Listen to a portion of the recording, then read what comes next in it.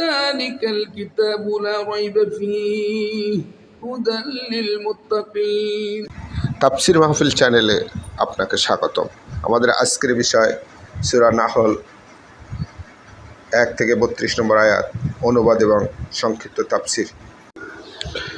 আমাদের এই আলোচনার শেষ পর্যন্ত শোনার জন্য অনুরোধ করছি এবং আলোচনাটি ভালো লাগলে লাইক করবেন, কমেন্টস করবেন এবং শেয়ার করবেন, সাবস্ক্রাইব করবেন। Thank you. أعوذ بالله من الشيطان الرجيم بسم الله الرحمن الرحيم। মহান আল্লাহ তাআলার দরবারে লাখ কোটি শুকরিয়া, যিনি আমাদেরকে সুস্থ রাখছেন এবং মাগরিবের নামাজের পরে এই কোরআনের মজলিসে বসার তৌফিক দান করছেন। সেই আল্লাহ তাআলার দরবারে শুকরিয়া আদায় করি, আলহামদুলিল্লাহ। আজকে আমাদের আলোচ্য বিষয় হলো সূরা নাহল। এর আগে আমরা সূরা হিজর শেষ করছি গতকালকে। আজকে হলো সূরা নাহল। সূরা নাহল শব্দটি এই সূরা নাহলের 68 নম্বর আয়াতে আসছে, মৌমাছি। এখান থেকে এই সূরার নামকরণ করা হয়েছে সূরা নাহল। এই সূরাটি মক্কি সূরা, 128টি আয়াত বিশিষ্ট। এই সূরায় আল্লাহ তাআলা আমাদের প্রতি যে নিয়ামত এবং অনুগ্রহ বর্ষণ করছেন সেই সম্পর্কে আলোচনা করছেন। এরপরে আল্লাহ তাআলা এই মানব সমাজ প্রতিষ্ঠার যে একটা বড় গুণাবলী, ইন্নাল্লাহা ইয়া'মুরু বিল আদলি ওয়াল ইহসান, এই আয়াতটা এই সূরার মধ্যে আছে। নিশ্চয়ই আল্লাহ তাআলা আদল এবং ইহসান, ন্যায় পরায়ণতা এবং সদাচার, এইটার নির্দেশ এখানে আল্লাহ তাআলা দিচ্ছেন। এই সূরাটা আল্লাহ তাআলার একত্ববোধের বর্ণনা আছে। আমরা ইনশাআল্লাহ এখান থেকে আলোচনা করব। বিসমিল্লাহির রহমানির রহিম। আতা আমরুল্লাহ, আল্লাহর নির্দেশ এসে গেছে। একটু আগে যেটা বলছিলাম আমরা, যে আল্লাহর নির্দেশ এসে গেছে। আল্লাহ বলছেন কিয়ামত নিকটবর্তী হয়ে গেছে। ইকতারাবা লিন-নাসি হিসাবুহুম, মানুষের হিসাব নেওয়ার সময় আসছে।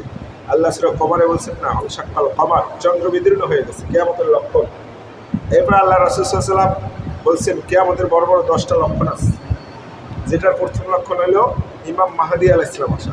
ইমাম মাহদী আলাইহিস সালাম যদি আবির্ভাব ঘটে, তিনি দাজ্জালের আবির্ভাব এবং ইমাম মাহদী আলাইহিস সালাম প্রথম আসবেন।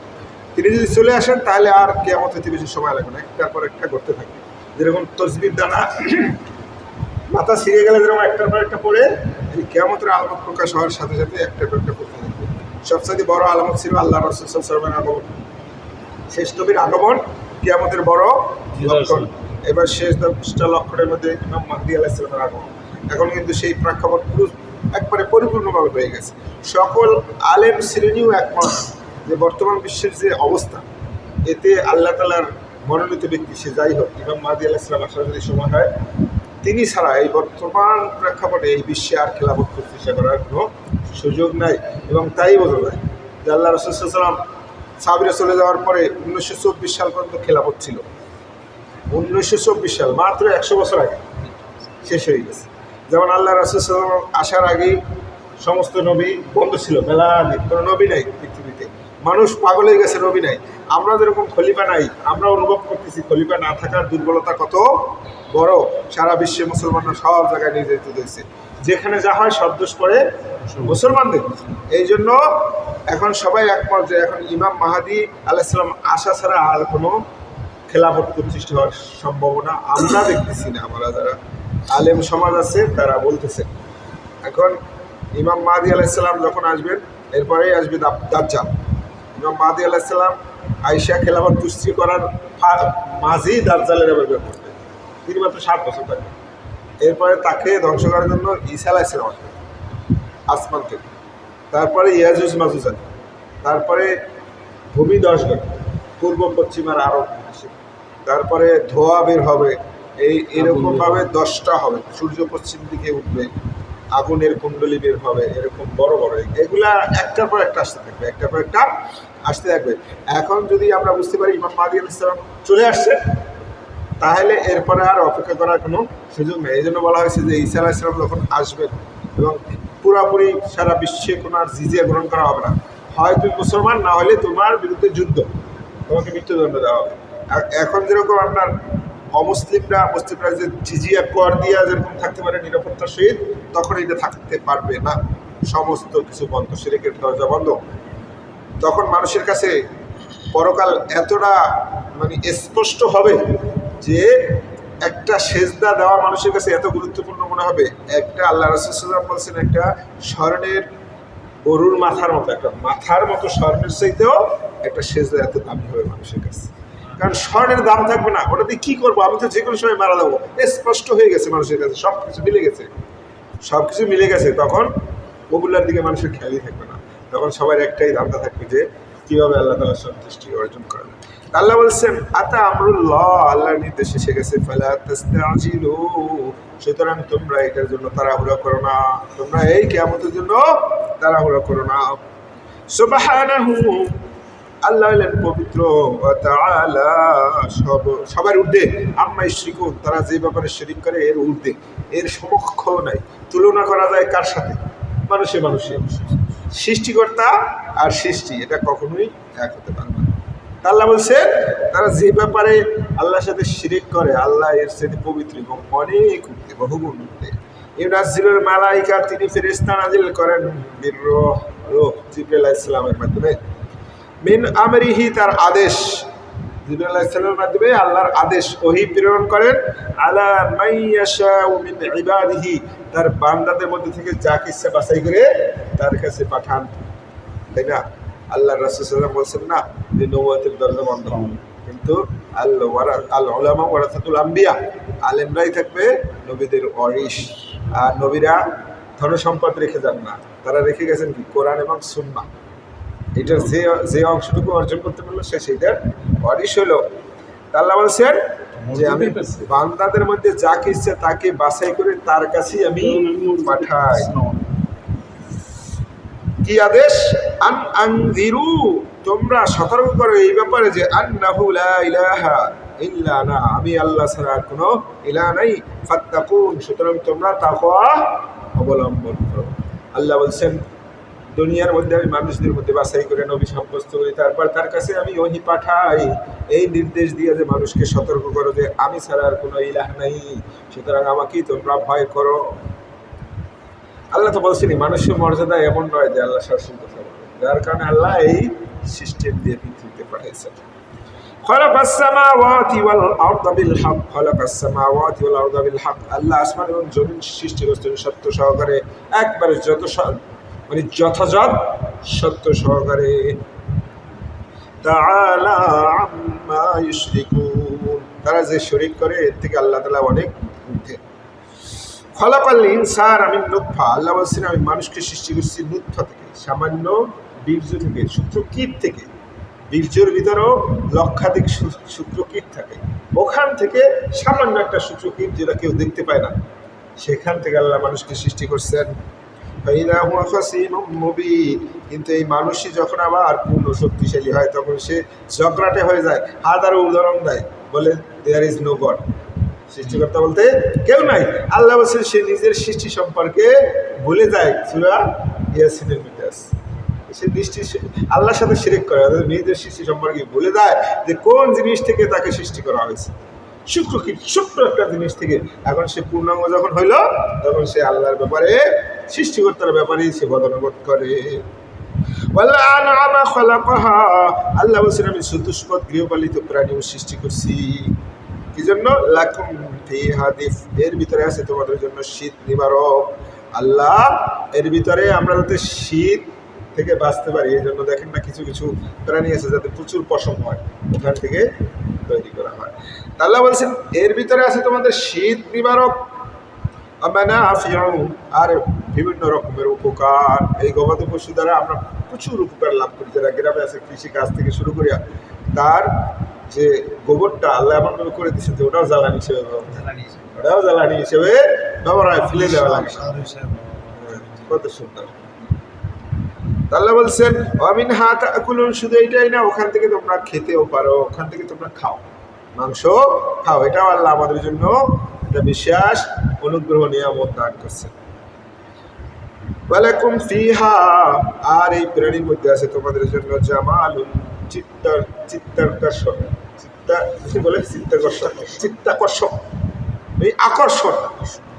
আমি বাড়িতে বসে আমার চাচা হয়, সে অনেকগুলো এরকম গরু সে পালে, তো প্রচুর কষ্ট করে না। তুমি জিজ্ঞাসা করলাম যে আপনি এত পরিশ্রম করেন কেন এগুলো নিয়ে? কয় তুমি বাতিজা বুঝবা না, এগুলো নিয়ে যখন আমি মাঠে নিয়ে যাই সকালবেলা, পিছনে যখন হাঁটি এত ভালো লাগে। ওনার কাছ থেকে এটা শোনার পরে কোরআন থেকে যখন পড়লাম, আল্লাহ বলছেন শুধু এই উপকার না, খাওয়াই না, ওয়ালাকুম ফিহা জামালুন, এর ভিতরে আছে তোমাদের চিত্ত আকর্ষণীয় বস্তু, খুব ভালো লাগবে, সৌন্দর্য। হিনা তুরিহুনা, যখন তোমরা এটা সকালবেলা সারানভূমিতে নিয়ে যাও, ওয়া হিনা তুসরাহুন, এবং যখন তোমরা ফেরত নিয়ে আসো, এই সময় তোমাদের মনের মধ্যে একটা আকর্ষণ লাগে, ভালো লাগে। এই তার কথা এই কোরআনের আয়াত পড়ার পরে আল্লাহ সৃষ্টিকর্তা আলিমুল গায়ব, এই জন্য তিনি ইন্নাহু আলিমুম বিদাতিস সুদূর, অন্তরের অন্তর সম্পর্কেও জানেন। এই জন্য আল্লাহ বলে দিয়েছেন যে যখন তোমরা সকালবেলা নিয়ে যাও, নিয়ে আসো, এর ভিতরে তোমাদের জন্য একটা আনন্দের বিষয়। এবং তার কথার সাথেও মিলে গেছে। নাহলে আপনি আমি একটা গরু পালার চিন্তা করলে কতটা চিন্তা আসবে, ওর আমরা ময়লা পরিষ্কার করবো কীভাবে, ওকে ঘাস দিয়ে কীভাবে, বিশাল চিন্তা। কিন্তু যারা পালে তারা কিন্তু ঠিকই এটাকে আনন্দ নিয়ে কষ্টটাকে মনে হয় না। আল্লাহ বলছেন ওয়াতাহমিলু, শুধু এইটাই না, এগুলা বহন করে আসফালাকুম, তোমাদের বোঝাগুলা, ইলা বালাদিন লাম তাকুনু বালিগিহি ইল্লা বিশিক্কিল আনফুস, ইলা বালাদিন, এমন ভূমিতে নিয়ে যায়, এমন স্থানে, লাম তাকুনু বিবালিগিহি, যেখানে তোমরা এমনি এমনি বুঝতে পারো না, ইল্লা বিশিক্কিল আনফুস, নিজেদের পরিশ্রম ছাড়া।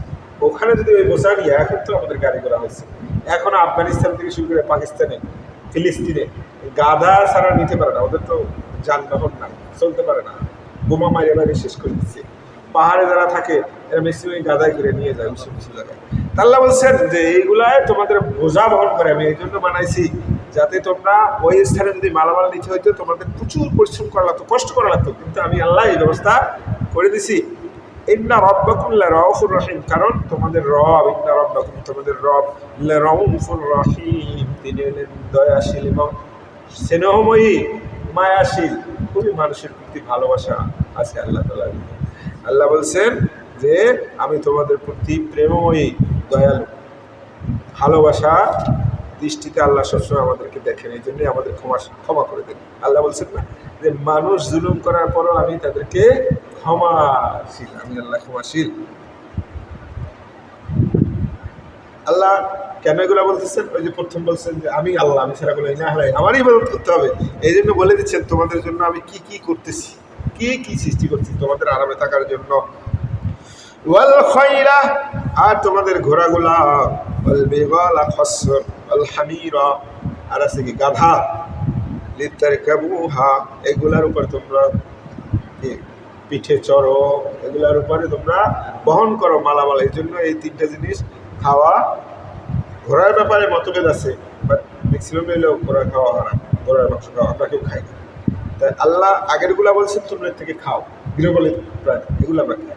আর এখানে তিনটার নাম করে বলছেন এগুলো হলো তোমাদের বোঝা বহনের জন্য, বোঝা বহনের জন্য। খচ্চর, গাদা, এগুলো মাংস খাওয়া যায় না, ঘোড়াও দেয়। ওয়া জিনা, এবং এগুলো তোমাদের সৌন্দর্য। এখন তো গাড়ি নিয়ে মানুষ গর্ব করে, আমার 1 কোটি টাকার গাড়ি। তখনকার যুগে যে ঘোড়া টোড়া, সুন্দর ঘোড়া থাকতো, ঘোড়া মানুষকে উপহার দিত। এখনও তো ঘোড়া উপহার দেয়, কিছুদিন আগেও ভারত থেকে বাংলাদেশে দিল, এখনও কিন্তু ঘোড়া উপহার দেয়। আল্লাহ বলছেন এগুলা হইলে তোমাদের আকর্ষণীয় বস্তু। আর তোমাদের জন্য সৃষ্টি করবেন আল্লাহ তাআলা মা লা তা'লামুন, এমন জিনিস সৃষ্টি করবেন ভবিষ্যতে তোমাদের এই বহনের জন্য যেভাবে তোমরা জানো না। এখন যেরকম কত জিনিস আসছে, তাই না? আল্লাহ বলছেন এমন এমন জিনিস সৃষ্টি করবো এই কাজে নিয়োজিত করার জন্য যেগুলো তোমরা জানো না। আমরা বিমানে করে আগে দিয়ে যাচ্ছি, সামনে আল্লাহ তাআলা আরো কত কি সৃষ্টি করবেন আল্লাহ তাআলাই জানেন। এই যে কালকে তো এই আলোচনা করলাম না যে মানুষ পানি থেকে বিদ্যুৎ উৎপন্ন করবে, এর তো স্যাম্পল ছিল না পৃথিবীতে, কোত্থেকে পাইলো? আল্লাহ তার মাথার মধ্যে দিয়ে দিয়েছেন, তুমি এরকম এরকম করো, তাহলেই হয়ে যাবে। আল্লাহ বলছেন আমি তোমাদের জন্য আরো কত কি সৃষ্টি করবো যে সম্পর্কে তোমরা জানো না। ওই সময় যদি এগুলো বলা হয়তো তিনি বুঝতে পারতেন না সাহাবীরা। এই জন্য আল্লাহ রাসূল সাল্লাল্লাহু আলাইহি ওয়াসাল্লাম বলছেন দাজ্জালের বাহন এমন হবে যে সে মেঘের মতো চলাচল করবে, তার বাহন এত বড় হবে, গাদার কানের মতো বিশাল কান থাকবে, এরকম বলা আছে বাহনটা। এখন তখন যদি বলতো একটা বিমান, এরকম কিছুই বুঝতো। তখন ওই লোহা দিয়ে যেরকম আকাশ বোঝা যেত না। ভবিষ্যতে যেমন এখন যদি আমাদেরকে গ্যালাক্সি এইসব জিনিস নিয়ে কেউ কথা বলে, আমরা যে কজন আছি হাফিজ চাই থাকা সবাই লস করা ছাড়া কিছুই বুঝবো না, কারণ ওর নামও বুঝি না, কিছু যেগুলা নিজেদের পরিচিত না সেই সম্পর্কে অতটা আকর্ষণ নাই।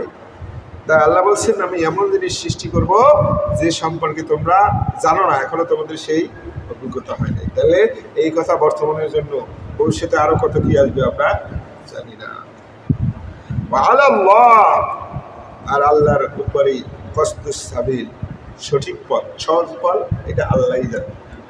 আল্লাহ পৃথিবীর পথের কথা বর্ণনা করছেন, কিভাবে কিভাবে কিভাবে কিভাবে জাহাজ সামনে আরো বাহন দিবেন, কি কি বাহন দিচ্ছেন। এখন আল্লাহ পরকালীন তো একটা রাস্তা আছে যার মাধ্যমে আল্লাহর কাছে পৌঁছানো যাবে।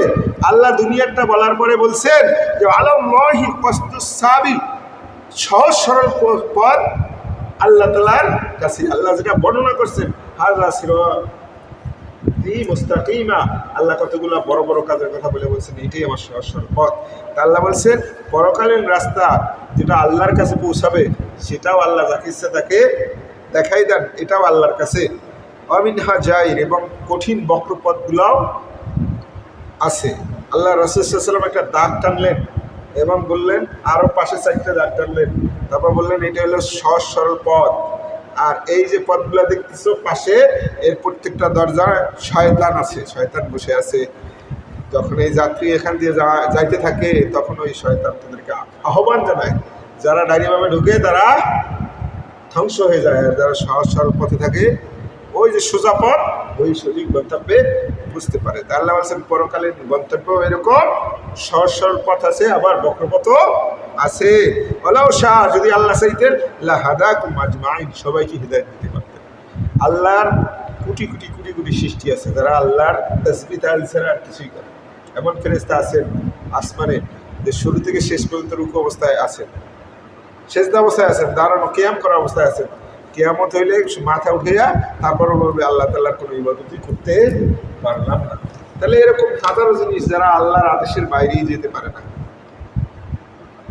আসেই তো।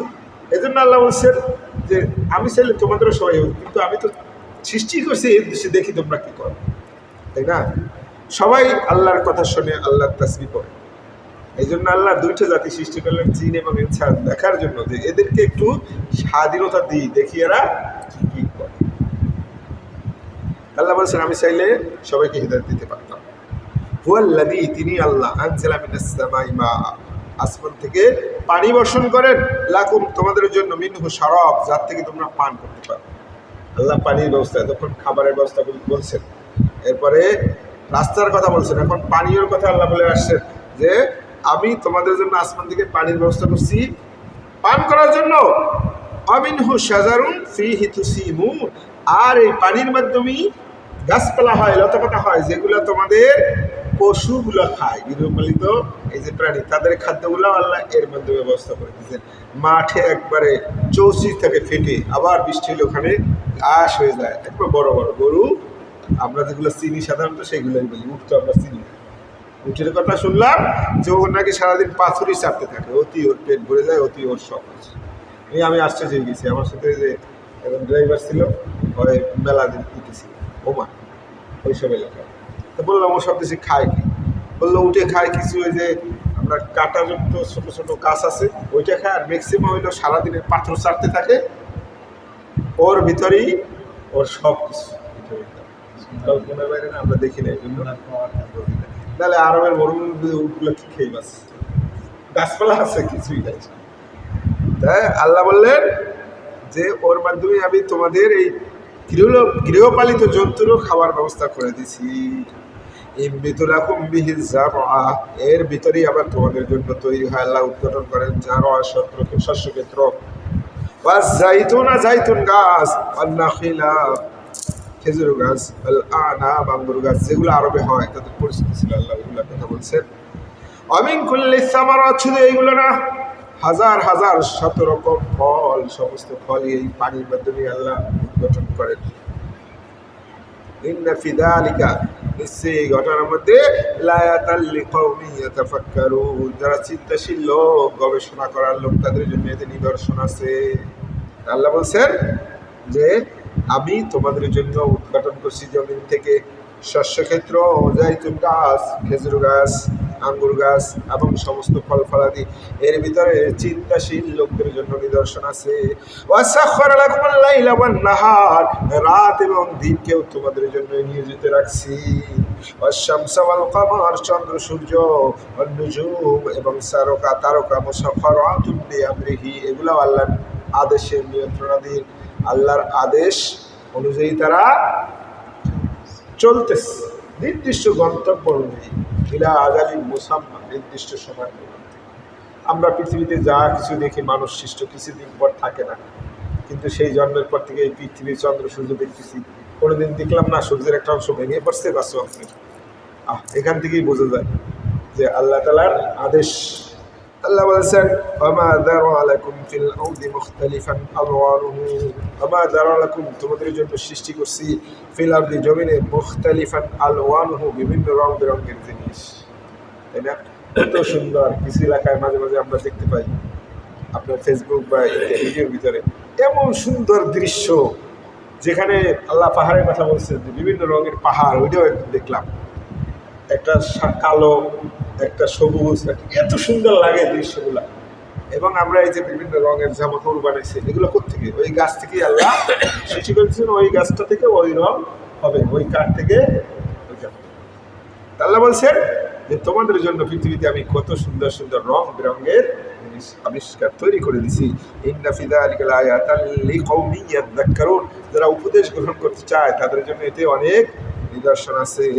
ওহু আল্লাযী, আর তিনি আল্লাহ, সাখখারাল বাহরা, জমিনকে নিয়ন্ত্রণে করে দিয়েছেন তোমাদের জন্য। আল্লাহ বলেন তোমাদের জন্য জমিন না, সমুদ্রকে তোমাদের নিয়ন্ত্রণে দিয়ে দিছি।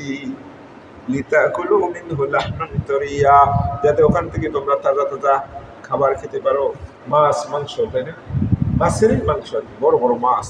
আল্লাহ বলছেন এই সমুদ্রকেও তোমাদের নিয়ন্ত্রণে দিয়ে দিছি। নাহলে সমুদ্রের যে পানি, ও যদি কোনোদিন একদিন মুখ করতো জমিনের দিকে, যে এলাকাটা আমি উড়ে নিয়ে যাবো, থাকার কোনো কায়দা আছে? নিচেও পানি, চতুর্দিকে পানি, এই দ্বীপগুলা রাখতেছে সমুদ্রে। আমাদের এই বাংলাদেশটাই তো বদ্বীপ, একটা একটা দ্বীপ হয়েছে দেখেন, প্রতিটা এলাকার চতুর্পাশে কিন্তু নদী, নদীর মাঝখানে যাচ্ছে, আল্লাহ আদেশ করছেন তাই থাকতেছে। ডুবে গেলে কি করার আছে?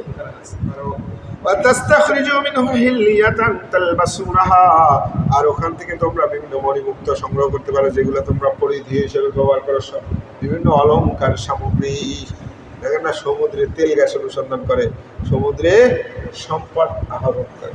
মুক্তার কথা আমি ইয়ার ভিতরে পড়লাম, মুক্ত কীভাবে হয়? বলছে ঝিনুকগুলা সমুদ্রের নিচে থাকে, ওখান থেকে আস্তে করে বৃষ্টি যখন পরে উপরে এসে হা করে থাকে, ওর ভিতরে এক ফোঁটা বৃষ্টির পানি পরে ওইটা নিয়ে একবার নিচে চলে যায়, যাওয়ার পরে ওর ভিতরে মুক্ত পাওয়া যায়। কিছুদিন আগে দেখছো নাকি বাংলাদেশে এক লোক মুক্ত চাষ করে, সে ওই ঝিনুকের মুখের ভিতরে ছোট মুক্ত দেয়, দিয়ে সে পুরো একবার বড় একটা এলাকা তৈরি করছে, ওইটা আস্তে আস্তে ওটার ভিতরে বড় হয়, সে ওইটা বিক্রি করে অনেক টাকা, লক্ষ লক্ষ টাকা মুক্ত হইতে। তাহলে এটা আল্লাহ তাআলার সৃষ্টি, যে ও ঝিনুক উপরে উঠছে, ওর একটু বৃষ্টি ফোটা গেছে, ভিতরে মুক্ত হয়েছে বড়। এটা কঠিন জিনিস না? এই যে যেরকম কে যেন বললো যে মানে খুবই আশ্চর্যের বিষয় যে আমাদের পিত্তথলিতে যে পাথরটা হয়, একবার ঢালাই করা পাথর, কোত্থেকে আসে? আল্লাহ বলছে যে ওখান থেকে তোমরা অলঙ্কারের দিয়েও সংগ্রহ করো। তারাল ফুলকা, আর তোমরা দেখতে পাও ফুলকা, নৌজালগুলোকে, মাওয়াখিরি ফি, ওর ভিতরে বুক চিরে চলে যায়, পানি চিরে চিরে চলাচল করে, ওয়ালিতাবতাগু মিন ফাদলিহি, যাতে ওর মাধ্যমে আল্লাহ তাআলার অনুগ্রহ তালাশ করতে পারো, এই দেশ থেকে ওই দেশে যেতে পারো। নৌকাগুলা না থাকলে আমরা যারা লঞ্চে যাই, রাত্রেটা ঘুম দিয়ে সকালে হয়ে উঠি, যে পানির ভিতরে দিয়ে যায়, আল্লাহ বলছেন এগুলো দেখতে পাও, সেগুলো আমি একটু কায়তুলি শেষ পানি বাঁচার কোনো কায়দা নেই, কিন্তু আল্লাহ সিস্টেম করে দেন। আল্লাহ বলছেন যে এটা কি জন্য? লাআল্লাকুম তাশকুরুন, যাতে তোমরা শুকরিয়া আদায় করো, আল্লাহর এত নিয়ামত পাই। ওই যে আল্লাহ প্রথম বলছেন আমি আল্লাহ, আমি ছাড়া কোনো ইলাহ নেই। এরপর আল্লাহ সমুদ্র কিছু অনুগ্রহ আমাদের প্রতি কি কি নিয়ামত অনুগ্রহ দান করছেন, এগুলো আল্লাহ বলছেন। দেখো এই পৃথিবীর উপরে আমি বড় বড় পাহাড় তৈরি করে দিছি, স্থাপন করছি, যেন পৃথিবী তোমাদের নিয়ে নড়াচড়া না করে, টলে না যায়। এবং বড় বড় নদী বানাই দিছি। দেখেন পাহাড়ও বানাই দিছি এত উঁচা, আবার নদী এত গভীর। কে এই জমি কাটলো? এই সমুদ্র থেকে, এই নদী থেকে এই মাটিগুলো কোথায় গেল? আবার পাহাড় কেমনে হইলো? আল্লাহ করছেন। সারা জীবন মানুষ চেষ্টা করলো এই নদী যেখানে, আবার যে এলাকায় পাহাড় আছে এলাকায় নদী নেই, যে এলাকায় পাহাড় আছে ওই এলাকায় নদী নাই। ডক্টর জাকির নাইককে প্রশ্ন করছিল যে আপনারা বলেন কোরআনে আছে যে আল্লাহ পাহাড় সৃষ্টি করছেন কি লোক হিসাবে যাতে জমিন না নড়ে, কিন্তু আমরা গবেষণা করে দেখলাম যে পাহাড়ি অঞ্চলে ভূমিকম্প বেশি হয়। আমি ওনার জ্ঞান দেখে বুঝলাম যে ওনাকে আল্লাহ প্রদত্ত জ্ঞান, এটা এমনি মানুষ চিন্তা করে পারে না।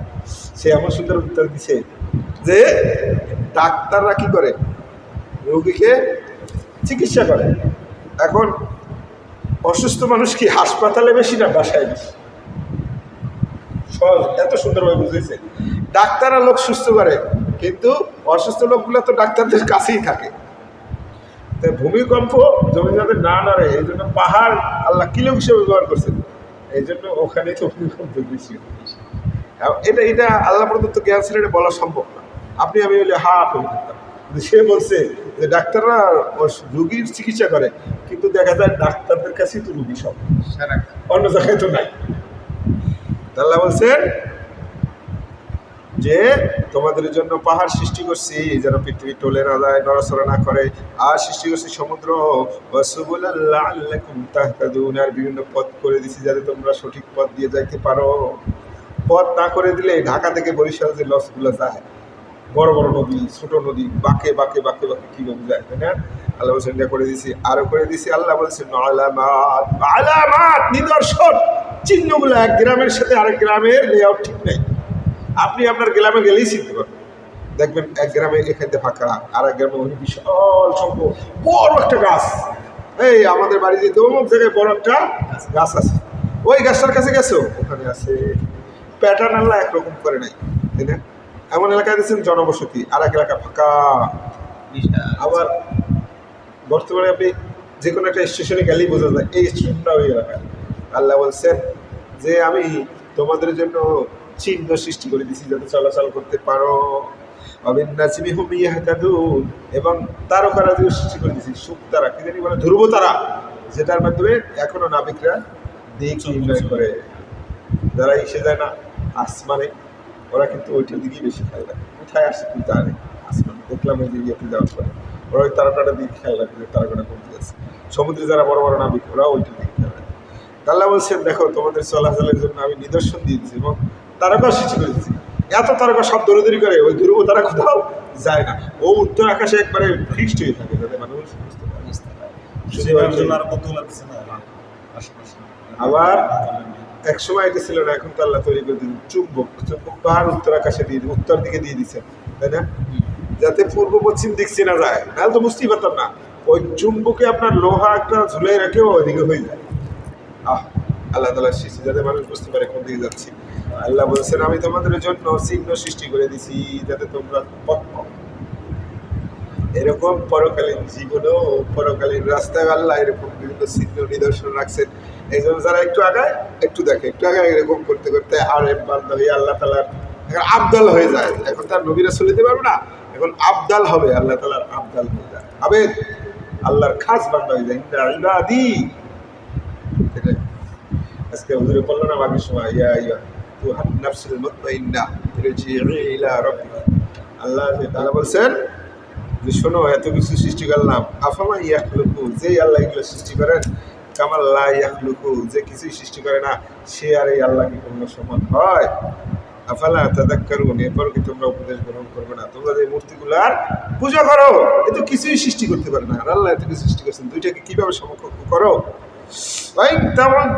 তোমরা যদি গণনা করো নিয়ামতাল্লাহ, আল্লাহর নিয়ামতগুলো, আল্লাহ তুহসুহা, কখনোই গণনা করে শেষ করতে পারবে না। আল্লাহর এত নিয়ামত একটার পর একটা যদি গণনা করো কখনোই শেষ করতে পারবে না। ইন্নাল্লাহা লাগফুরুর রহিম, আল্লাহ হলেন ক্ষমাশীল দয়ালু। আল্লাহু ইয়ালামু, আল্লাহ জানেন, মা তুসিরুনা মা তু'লিনুন, তোমরা যা প্রকাশ করো আর গোপন করো সব কিছু আল্লাহ তাআলা জানেন।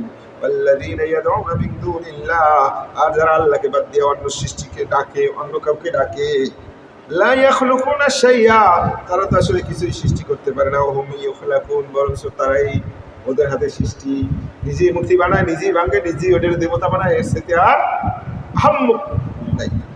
আর আমরা কাকে সৃষ্টি করি, কাকে সেজদা করি? কাকে সেজদা করি? যিনি সব কিছুর মালিক, একবার সব বস্তুতে থাকে।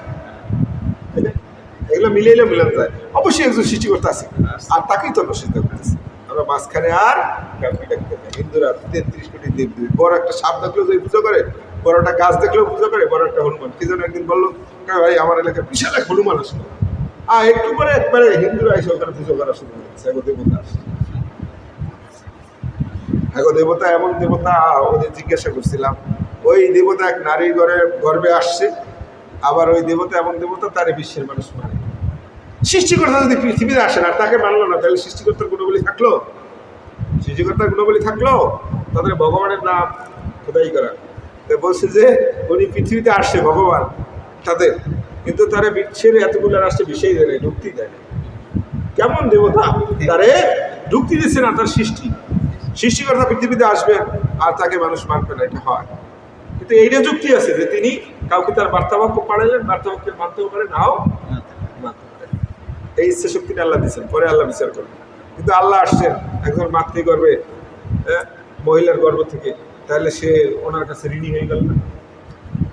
আর বাস্তবতা হইলে এইটা যে নবীকে জন্ম দিয়া মারা জাহান্নামী আছে না, সৃষ্টিকর্তা যে মহিলার গর্ভে আসবে তাকে আবার হিসাব নেবেন কেন? যে বাপে তাকে জন্ম দিচ্ছে পালছে, যার কাছে তিনি মুখাপেক্ষি, বিচার করা সম্ভব? ইব্রাহিম আলাইহিস সালাম বাপ কর্তৃপক্ষ ছিল না? আল্লাহ নিজেই বলছে। আচ্ছা, যদি সে স্বয়ং আল্লাহ মানুষের শরীরে আসতেন, এই বাপরে শাস্তি দিতে পারে? নিজের সন্তানকে শাস্তি দিতে পারবে? মেয়েকে পারবে? স্ত্রীকে পারবে? বাস্তবতার সাথেও মিলে না, মিলে না। আল্লাহ বলছেন যে কখনোই সমান না। ওই সৃষ্টি, ওরা তো কিছু সৃষ্টি করতে পারে না, বরঞ্চ ওদের কি সৃষ্টি করা হয়। আমওয়াতুন গায়রু আহইয়া, ওরা তো জীবিত না, ওরা তো মৃত্যু, ওদের তো জীবনও নাই। ওমা ইয়াশউরুনা, তারা এইটাও অনুধাবন করতে পারে না যে আইয়ানা ইউবাসুন, কখন তাদেরকে আবার উঠানো হবে, এটাও জানে না। কোনোদিন তাদের জীবিত করা হবে এ ব্যাপারেও তাদের কোনো হুঁশ নাই। ইলাহুকুম ইলাহু ওয়াহিদ, যে তোমাদের ইলাহ হইলে একজন। আল্লাহ কতবার বুঝাইছেন যে তাদের কথা অনুযায়ী যদি আরও সৃষ্টিকর্তা থাকতো, তাহলে যার যার সৃষ্টি নিয়ে সে আলাদা হয়ে যেত এবং একজন একজনের সাথে যুদ্ধ করত, তাই না? আল্লাহ বলছেন তাহলে এই সৃষ্টি জগৎ সব ধ্বংস হয়ে যেত। আরও বলছেন যে যদি সৃষ্টিকর্তা জমিনেও থাকতো বা কোথাও থাকতো, সেও আল্লাহর কাছে পৌঁছার জন্য পথস্থ, তাই না? শয়তান আল্লাহ তাআলার সব একবারে সরাসরি আল্লাহর সাথে কথা পর্যন্ত বলছে, সব নিদর্শন আসমানি ছিল, সে পর্যন্ত আল্লাহর আদেশ মানে নাই। আর সেখানে আরেকজন সৃষ্টিকর্তা ব্যক্তি আল্লাহরে মেনে নিত। আল্লাহ নিজেই তো বলছে যে যার যার সৃষ্টি নিয়ে সে আলাদা হইতে এবং একজন আরেকজনের সাথে যুদ্ধ করে সব কিছু বিস্মার হয়ে যেত। এরপর কি তোমরা বুঝো না? আল্লাহ বলছেন যে জেনে রাখো, ইলাহুকুম ইলাহুম ওয়াহিদ, আল্লাহ হলেন একজন, তিনি ছাড়া কোনো ইলাহ নাই। এগুলাই হলো ইসমে আযমের আয়াত। ফাল্লাযীনা, যারা লা ইউমিনুনা বিল আখিরা, পরকালে বিশ্বাস করে না, কুলুবুহুম মুনকিরা, তাদের অন্তরগুলো হলো কাফের, অস্বীকারী, ওহুম মুস্তাকবিরুন, এবং তারা হলো অহংকারী, তাদের অন্তরগুলো হলো অহংকারী অন্তর, এরা অস্বীকারী। লা জারামা, কোনো সন্দেহ নাই যে আন্নাল্লাহ ইয়ালামু মা ইউসিরুনা মা ইউআলিনুন, আল্লাহ অবশ্যই জানেন তারা যা গোপন করে প্রকাশ করে, সব কিছু আল্লাহ জানেন, কোনো সন্দেহ নাই। ওদের অন্তরে যা আছে আল্লাহ সব জানেন। ইন্নাহু লা ইউহিব্বুল মুস্তাকবিরিন, আল্লাহ তাআলা অহংকারীকে কখনোই ভালোবাসেন না। ওয়া ইযা কিলা লাহুম, যখন তাদেরকে বলা হয় মাযা আনজালা রাব্বুকুম, আল্লাহ কি নাযিল করলেন, ক্বালু আসাতিরুল আউয়ালিন, তখন তারা বলে এরা তো পূর্বেকার যুগের কিসসা কাহিনী ছাড়া আর কিছুই নয়। যা আচ্ছা ঘটনা আল্লাহ কেন বর্ণনা করছেন? শিক্ষার জন্য। তারা প্রথম নবীদের কি জ্বালাইছে, মুমিনদের কি জ্বালাইছে, লাস্ট পর্যন্ত আল্লাহ তাদের ধ্বংস করে দিয়েছেন। আর তারা বলে এগুলো কিসসা কাহিনী ছাড়া আর কিছুই না। আল্লাহ বলছেন লিয়াহমিলু আওজারহুম, এর মাধ্যমে তারা বহন করতেছে বোঝা, কালিমা পরিপূর্ণভাবে, ইয়াউমাল কিয়ামা, কিয়ামতের মাঠে। কিয়ামতের মাঠে তারা এই কারণে তাদের পাপের বোঝা পিঠে বহন করে উঠবে। শুধু এইটাই না, মিন আওজারিল্লাযীনা ইউদিল্লুনাহুম বিগাইরি ইলম, তারা না জেনেও অন্য মানুষকে যে পথভ্রষ্ট করছে তাদের বোঝাও তারা বহন করবে, তাদের বোঝাও তারা পিঠে বহন করে উঠবে। আলা সাআ মা ইয়াজিরুন, আল্লাহ বলেন তারা যেটা বহন করে উঠবে এটা কতই না নিকৃষ্ট বোঝা, কতই না নিকৃষ্ট বোঝা। এখন বুঝতে পারছেন আল্লাহ যে চ্যালেঞ্জ করছেন কোরআন, এবং এটা কোনো সন্দেহ নাই। দেখেন আমরা প্রতিদিন পাঠ করতেছি, কোনো একটা অযৌক্তিক কথা নাই। আপনি যে কোনো রাইটারের লেখা নিয়ে আসেন, এখানে বসি, এখানে যে কজন লোক আছে অর্ধেক লোক অন্তত দেখবেন এর কাছে এইটা অযৌক্তিক মনে হবে, ওর কাছে ওইটা অযৌক্তিক মনে হবে, বাস্তবতার সাথে মিলবে না, তাই না? কিন্তু এখানে দেখেন আল্লাহ এমনভাবে সাজাইছেন আমরা তো নিয়মিত করি, কোনো অযৌক্তিক কথা নাই, যেটা রুচিসম্মত না সে কথাও নাই, তাই না? সে কথাও নাই। আল্লাহ বলছেন এর মাধ্যমে তারা তাদের কথায় যারা পথভ্রষ্ট হয়েছে তাদের বোঝাও বহন করবে। ফাতেমা করেন লাদিন নবী কাবলিহিম, তাদের পূর্বে যারা ছিল তারাও এরকম ষড়যন্ত্র করতেছিল। ফাতাল্লাহু বুনিয়ানাহুম মিনাল কওয়াইদ, আল্লাহ বলছেন আমি তাদেরকে ভিত্তিমূলের উপরে আঘাত করেছি। ফাখরা আলাইহিমুশ শাকফু মিন ফাওকিহিম, যার কারণে ছাদ উপর থেকে নিচে ধসে পড়ছে। আল্লাহ বিল্ডিং এর কথা বলছে যে মজবুত বিল্ডিং বানাইছে, আল্লাহ বলছে ভিত্তিমূলে আঘাত করে দিয়েছি, ছাদ সহ পড়ে গেছে। এরকম ওরাও যত ষড়যন্ত্র করতেছিল নিচ থেকে আঘাত করেছি, ষড়যন্ত্র নিয়ে তারাই ওইটার ভিতরে পড়ে গেছে। আযাব, আল্লাহর শাস্তি চলে আসছে মিন হাইসু লা ইয়াশউরুন, যেটা তারা বুঝতে পারে না, উপলব্ধি করতে পারে না। এইভাবে যে হঠাৎ করে চলে আসবে বুঝতেও পারে নাই। শেখ হাসিনা এখনো ঘরের মধ্যে আছে, কীভাবে কী হয়ে গেল কিছুই সে বুঝতে পারতেছে না। সেনাবাহিনীর দোষ দেবে না, নিজের দোষ দেবে না, কী করবে? হ্যাঁ, লাস্টে ভারতও বলছে যে আমরা তাকে সতর্ক করছিলাম কিন্তু সে গুরুত্ব দেয়নি, যেগুলো তোমাদের মানুষের প্রচারণা। আমার পতন কে ঘটায়? আমাদের শিকার অনেক গভীরে। তাহলে আল্লাহ বলছেন যখন শাস্তি চলে আসবে কেউ বুঝতে পারবে, এই আমরাই তো, কে কখন মারা যাবো কল্পনাও করতে পারবে। দেখা যায় এমন একটা সুন্দর উদ্দেশ্যে বের হয়েছি ঘর থেকে, ওখানে এই জন্য সবসময় সতর্ক থাকতে হয়। আল্লাহ বলছেন সতর্ক বলতে কি সবসময় আল্লাহর কাছে মাথা নত করে থাকতে হয়। আল্লাহ বলছেন এবার পরকালে এই যে তারা ধ্বংস হয়ে গেল, আল্লাহ বললেন ভিত্তিমূল্যে আঘাত করার কারণে উপর থেকে পড়ে তারা ওখানে ধ্বংস হয়ে গেল। কিয়ামতের মাঠে তারা অপমান লাঞ্ছিত অবস্থায় উঠবে। তখন তাদেরকে বলা হবে আইনা শুরাকায়াল্লাযীনা কুনতুম তুশাক্কুনা ফীহিম, তোমরা দুনিয়ায় যেগুলো শিরক করতেছে দেবদেবী মানুষ, সেগুলো এখন কোথায়? সেগুলো এখন কোথায়? অপমানজনক কথা তাদেরকে আরো অপমান দেওয়া করার জন্য বলা হবে। ক্বালাল্লাযীনা উতুল ইলমা, আল্লাহ বলছেন ক্বালাল্লাযীনা, সেদিন বলবে উতুল ইলমা, যারা জ্ঞানশীল ছিল দুনিয়ায়, যারা আলেম ছিল দুনিয়ায়, যারা নেককার আলেম ছিল, জ্ঞানী লোক ছিল, যারা পরহেজগার ছিল, তখন তারা বলবে ইন্নাল খিজিয়া, আজকের যত অপমান লাঞ্ছনা, ইয়াউমা আজকার, সকল মন্দ জিনিস হালাল কাফিরিন, কাফেরদের জন্য। তাহলে আলেমদের মর্যাদা কত হবে, তাই না? যারা আল্লাহ লোক থাকবে, পরহেজগার লোক থাকবে, তাকশীল লোক থাকবে, তাদের মর্যাদা কি হবে? নিজের ভয় তো থাকবেই না, আরো তাদের ব্যাপারে বলবে। যখন আল্লাহ তাদেরকে বলতে থাকবেন তোমাদের সেই শিরকগুলো কই গেল সেগুলা, তখন এরা বলবে যে আল্লাহ আজকে সমস্ত লাঞ্ছনা গর্জনা হইলে এই কাফেরদের উপর। আল্লাহ বলছেন ক্বালাল্লাযীনা উতুল ইলমা, প্রকৃত জ্ঞানশীল ব্যক্তিরা সেদিন বলবে যে ইন্নাল খিজিয়া, সমস্ত লাঞ্ছনা অপমান, ইয়াউমা, আজকের দিনে, ওয়াসুয়া, এবং মন্দ পরিণতি, আলাল কাফিরিন, কাফেরদের জন্য। তাহলে এই লোকগুলো কতটা নিরাপদ থাকবে? আল্লাহ বলছেন যে তোমাদেরকে মধ্যমবর্তী উম্মত বানাইছে এই জন্য যে তোমরা যাতে পূর্ববর্তী রাসূলদের, পূর্ববর্তী উম্মতের সাক্ষী হতে পারো, আর রাসূল হবে তোমাদের সাক্ষী। আল্লাহ আমাদের মর্যাদা কোথায় দিচ্ছে? যখন আদালত বসে সাক্ষীর জন্য একটা সম্মানজনক জায়গা থাকে, আসামি জায়গায় থাকে, তাই না? উকিলের জায়গায় থাকে। আল্লাহ তাআলা আদালত বসাবেন, আল্লাহর রাসূল থাকবে সুপারিশ করার জায়গায়, আর এই উম্মতে মুহাম্মাদি থাকবে সাক্ষীর জায়গায়, বাকি সব থাকবে আসামি, যারা প্রকৃত খাঁটি আল্লাহর বান্দা হবে। তাহলে এদের আর ভয় থাকবে না, এদের বা সাক্ষী ভয় আছে, যদি সত্য সাক্ষী হয় আর বিচারক যদি হয় ন্যায়পরায়ণ, সাক্ষী দাতার কোনো ভয় থাকে না। সে চাক্ষুষ দেখছে, সে সত্য বলবে। আর সে বিচারক, সে অন্তরের খবর পর্যন্ত জানে, ন্যায় বিচারক, তাহলে তার ওই আদালতে কোনো ভয় থাকবে না, সে মাথা উঁচু করে থাকবে। তাই এই জন্যই আল্লাহ বলছেন সেদিন ওরা বলবে যে আজকে যত লাঞ্ছনা গঞ্ছনা অপমান সব কাফেরদের উপর। তাহলে আল্লাহ আমাদের কতটা মর্যাদা করছে। এমনকি আল্লাহ তাআলা ওখানে বলবেন নবীদের দাঁড় করাইয়া, হ্যাঁ নবীরা তোমরা কি উম্মতের কাছে পয়গাম পৌঁছাইছো কিনা? তারা বলবে আমরা পৌঁছেছি। আল্লাহ উম্মতদের যে জিজ্ঞাসা করবেন আল্লাহ তাদের, এই তোমাদের কাছে কি দাওয়াত পৌঁছাইছে? বলবে আমাদের কাছে পৌঁছায় নাই। তখন আল্লাহ এই নবী রাসূলদের বলবেন, এটা আমাদের মর্যাদা বাড়ানোর জন্য আল্লাহ বলবেন। আল্লাহ রাসূলদের বলবেন তোমাদের দাওয়াত পৌঁছাইছো, তোমার উম্মত তো অস্বীকার করলো, তোমাদের কোনো সাক্ষী আছে কিনা বলো। তখন এই নবী রাসূলরা বলবেন যে আল্লাহ সে জামানার উম্মতরা আমাদের সাক্ষী। তখন আল্লাহ জিজ্ঞাসা করো নাই তোমরা যারা সাক্ষী আছে বলো, তোমরা কি জানো যে এরা পৌঁছেছে দাওয়াত? তখন উম্মতে মুহাম্মাদি যদি আল্লাহ আমাদের কবুল করে না সাথে করি তাহলে আমরা সেদিন বলবো আল্লাহ অবশ্যই তারা দাওয়াত পৌঁছেছেন।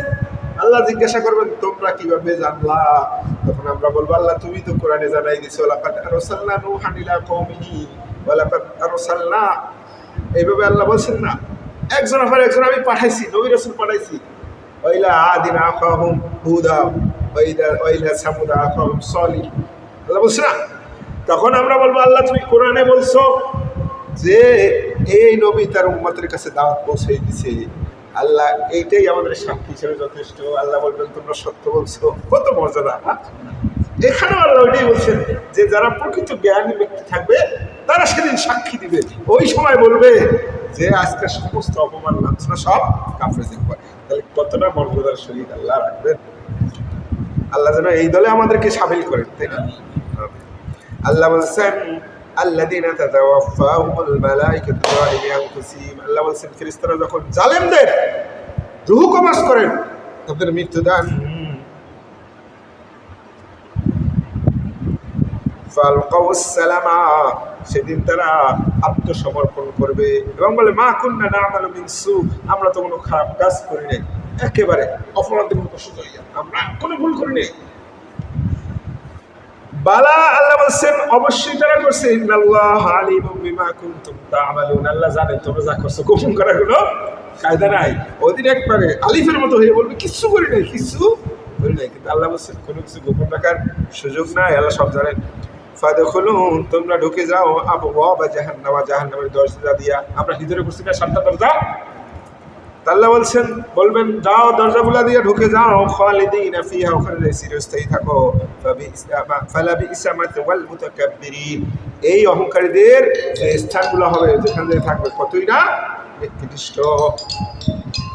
আল্লাহ বলছেন ওয়াকিলা, আর বলা হবে লিল্লাযিনা তাকাও, যারা খোদাবিধি অবলম্বন করছে, যখন তাদেরকে বলা হয় মাযা আনজালা রাব্বুকুম, আল্লাহ কি নাযিল করছেন কোরআনে, ক্বালু খায়রা, তারা বলে আল্লাহ উত্তম জিনিস নাযিল করছেন, আমাদের পথের দিশা। এই কোরআন না থাকলে আমরা কিছুই জানতাম না, কোত্থেকে আসলাম, জীবনের রহস্যই জানতাম না, উদ্দেশ্যও জানতাম না, তাই না? পৃথিবীতে আসছি, এক সময় ভাবতাম খালি কবে বড় হবো, কবে শক্তি, খাবার দাবার খাইতেছি, খালি শক্তিই বাড়তেছে। এইটা যে আবার নিচের দিকে আবার যাবে এটা তো বুঝতাম না, এখন বুঝতেছি, এখন বুঝতেছি। বাস্তব জীবনের কথাই বলি, একদিন মেসে মেসে খাইতেছি, ওই যারা সিনিয়র আছে না, এই মানুষ খায় না, একটু খায়, ওই ডিমটার কেনা ভিতরে রেখে দেয়, খান না কেন? আমরা তো মন চাই যে আরো নিয়ে আসি। বলছে বয়স কত?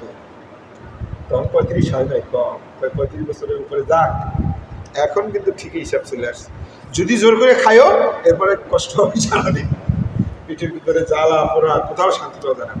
আর একসময় যখন ওদের মতো যুবক ছিলাম, এরকম খাইয়া বের হইতাম, ভালো লাগতো, একটা ঘুম যে দিতাম, এটা খাওয়া দাওয়ার পরে শক্তি লাগতো। আর এখন ওরকম খান, আপনি দেখবেন এরপরে আপনার কয়েকগুলা খাইতে পারবেন না, এগুলো জ্বালা পোড়া হবে, মেলা কষ্ট হবে, মেলা এটার থেকে একটা যে ঢেউ উঠে, ওই ঢেউটা ওঠার সাথে সাথে বুকের ভিতরে যে একটা জ্বালা পোড়া শুরু হয়ে যায়, জ্বলে যায়। এই কোরআন না থাকলে আমরা আসলে কোনো দিশা পাইতাম না। আল্লাহ বলছেন ওরা বলে, জালেমরা বলে যে এটা কিচ্ছা কাহিনী ছাড়া কিছু না, কিন্তু যারা পরিবৃত্ত ইমানদার আল্লাহর লোক, তারা বলে আল্লাহ উত্তম জিনিস নাযিল করছে লিল্লাযিনা আহসানু ফি হাদিদ দুনিয়া, দুনিয়ার জীবনে তারা যারা সৎকর্ম করছে, উত্তম জীবনযাপন করছে, হাসানা, পরকালেও তারা এই উত্তম জিনিস পাবে। সৎকর্মের বিপরীতে আল্লাহ আল জাযাউল ইহসান ইল্লাল ইহসান, ইহসানের পরিবর্তে ইহসান ছাড়া আর কি পুরস্কার আছে, তাই না? আল্লাহ বলছেন এ থাকবে ওয়ালাদারুল আখিরাতি খায়র, আর পরকালের যে তাদের বাসস্থান হবে সেটা আরো উত্তম। দুনিয়ায় যারা সৎকর্ম করে দুনিয়ায়ও তারা ভালো থাকবে, আর পরকালে যেটা পাবে এটা হইলো আরো উত্তম। আল্লাহ নি'মা দারুল মুত্তাকিন, আল্লাহ বলছেন খোদা বিতু যারা আল্লাহ ভীরু লোক, তাদের যে পরকালে বাসস্থান হবে এটা কতই না উত্তম। নি'মা, আল্লাহ প্রশ্ন করছেন কত না উত্তম। আল্লাহ বলছেন মানে সেটা, আল্লাহ বলছেন আমি জান্নাতে এমন জিনিস সৃষ্টি করে রাখছি যেটা কোনো চোখ দেখে না, এই জন্য কান শুনে নাই, কোনো অন্তর চিন্তাও করতে পারে নাই, যে আল্লাহ ইমানদারদের জন্য জান্নাতে কি কি নিয়ামত দিয়ে রাখছে। জান্নাত, এমন জান্নাত, আর চিরস্থায়ী জান্নাত, ইয়াদখুলুনহা, তারা ওখানে প্রবেশ করবে, তাজরি মিন তাহতিহাল আনহার, যার নিচ দিয়ে নহর প্রবাহিত। কি নহর? বিভিন্ন নহর। যারা বড় বড় অনুষ্ঠানে বা 5 স্টার হোটেলে না গেছেন, ওই বিমানবন্দরের বলাকা যেরকমগুলো আছে না, লাঞ্চগুলা ওতে না গেলে বোঝা যাবে না যে কী পরিমাণ কত ধরনের জুস যে বানানো আছে। বাকি তা আল্লাহ বলছেন জান্নাতে নিজ দিয়ে এগুলো চলতে থাকবে, গ্লাস ভরে খাওয়া লাগবে না। বিভিন্ন দুধের নহর, তারপরে মধুর নহর, স্বচ্ছ পানির নহর, এরকম ওগুলো প্রবাহিত থাকবে, আপনি নলকা দিয়ে এরকম খাবেন। আমরা এর আগে বলছিলাম যে আল্লাহ বলছেন যে জান্নাতে যে তাদের পানির ফোয়ারাগুলো থাকবে, তারা নিজেরা ইচ্ছা মতো জায়গা থেকে তার পানি বের করবে। এটা আরবে তখন বিশ্বাস করা কঠিন ছিল, কিন্তু এখন আমাদের জন্য সহজ না। দুনিয়ায় এই 12 তলায় থাকি, 13 তলায় থাকি, 100 তলায় থাকি, যেখানে দরকার সেখানে পানির ফোয়ারাটা তারা দিচ্ছে, তো আছে। তাই তখনকার যুগে মরুভূমিতে যারা পানি পেত না, তাদেরকে যদি বলা হয় যে যেখানে ইচ্ছে সেখানে পানির ফোয়ারা নেওয়া যাবে, ওখান থেকে পানি বের করা যাবে, তাদের কল্পনার বাইরে ছিল না। কিন্তু আমাদের জন্য একবারে সহজ না। দেখেন কোথায় থাকে, রুমে রুমে রুমে রুমে যেখানে যেখানে দরকার ওখানে নিয়ে দিচ্ছে, আর পানি ওখান থেকে পড়তেছে।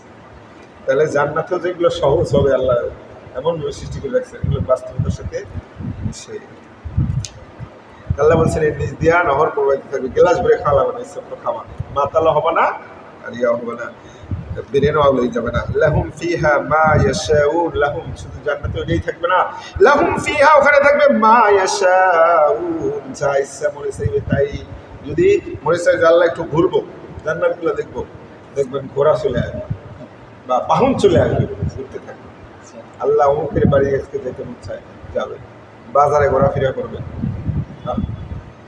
বাজারে ঘোরাফেরা করবেন, সাহাবীদের সাথে সাক্ষাৎ হবে, তাদেরকে দেখে আমরাও আশ্চর্য হয়ে যাব যে শুনে আসছি আপনাদের কোথায় এত এত পরিশ্রম করছেন দিনের জন্য আপনারা। তারা আবার বলবে যে আমাদের সেই তো তোমাদের দিকে বেশি আশ্চর্য হচ্ছি, আমরা তো আল্লাহ রাসূলের সাথে ছিলাম, মহিনা দিল তো, আর তোমরা এত পরে আসো কীভাবে আমল করছো। মানে ওখানে সবাই সবাইকে রেসপেক্ট করবে। জান্নাতে যাওয়ার পর আল্লাহ তাআলা এই ফেরেশতাদের মধ্যে ঘোষণা দেবেন যে এটাতে তোমরা দুনিয়ায় কষ্ট করছো, ধৈর্য ধরছো, সেইটার ফল। একটা হলো দান আর একটা হলো পুরস্কার, পার্থক্য আছে না? দান যখন নিই ভালো লাগলো কিন্তু ওইভাবে, আর যদি পুরস্কার দেওয়া হয় আল্লাহ বলবেন এটা পুরস্কার সহিত তোমাদেরকে দিচ্ছি, তোমরা যে কষ্ট করছো সেইটার জন্য। এই জন্য আরও তখন সম্মান বেড়ে যাবে। জান্নাতে সবাই সবাইকে রেসপেক্ট করে কথা বলবে, দুনিয়ার মতো না, দুনিয়ার মতো না, সবাই সবাইকে যার যার মর্যাদা দিয়ে ভালোবাসবেন। কাযালিকা ইয়াজজিল্লাহুল মুত্তাকিন, আল্লাহ বলছেন এইভাবেই আমি মুত্তাকিদের পুরস্কার দিই। আল্লাযীনা তাতাওয়াফাহুমুল মালায়েকা, যাদেরকে ফেরেশতারা মৃত্যু ঘটান, তাইয়্যিবিন পবিত্র অবস্থায়। এই একটা আগেও যখন করতাম আল্লাহর কাছে চাওয়া এটাই দেয়, এই অবস্থায় যেন আল্লাহ আমাদের আল্লাযীনা যারা তাতাওয়াফাহুমুল মালায়েকা, মৃত্যুর ফেরেশতারা যাদেরকে জীবন হরণ করেন, তাইয়্যিবিন পবিত্র অবস্থায়, ইয়াকুলুনা তাদেরকে বলেন সালাম, তোমাদের উপর শান্তি, আলাইকুম তোমাদের উপর। ফেরেশতারা আয়েশা সালাম দিয়া তারপরে তাদের মৃত্যু ঘটান, তাদেরকে বলেন যে তোমাদের উপর সালাম। উদখুলুল জান্নাত, জান্নাতে প্রবেশ করো, বিমা কুনতুম তা'মালুন, তোমরা যে সুন্দর সুন্দর কাজ করে আসছো, চমৎকার কাজ করে আসছো, এটার জন্য তোমরা জান্নাতে প্রবেশ করো। আল্লাহ যেন আমাদেরকেও এই দিনটা দেখার সুযোগ দান করেন, আমরাও যেন আল্লাহ আমাদেরকে এই পবিত্র আত্মা হিসাবে আল্লাহ যেন আমাদেরকে কবুল করে নেন, আমরা যেন এই অবস্থায় মৃত্যুবরণ করতে পারি, সেই তৌফিক আল্লাহ আমাদেরকে দান করুন। আমিন আমিন। আল্লাহ আমাদের ক্ষমা করে দিন। আমিন। সুবহানাকাল্লাহুম্মা ওয়া বিহামদিকা আশহাদু আল্লা ইলাহা ইল্লা আনতা আস্তাগফিরুকা ওয়া আতুবু ইলাইক। ভিডিওটি ভালো লাগলে লাইক করবেন, কমেন্টস করবেন, শেয়ার করবেন, সাবস্ক্রাইব করবেন। শেয়ার করে আমাদেরকে আরও সুন্দর সুন্দর তাফসীর করার ক্ষেত্রে সহযোগিতা করবেন। আপনাদের ভালোবাসাই আমাদের কাম্য। ধন্যবাদ।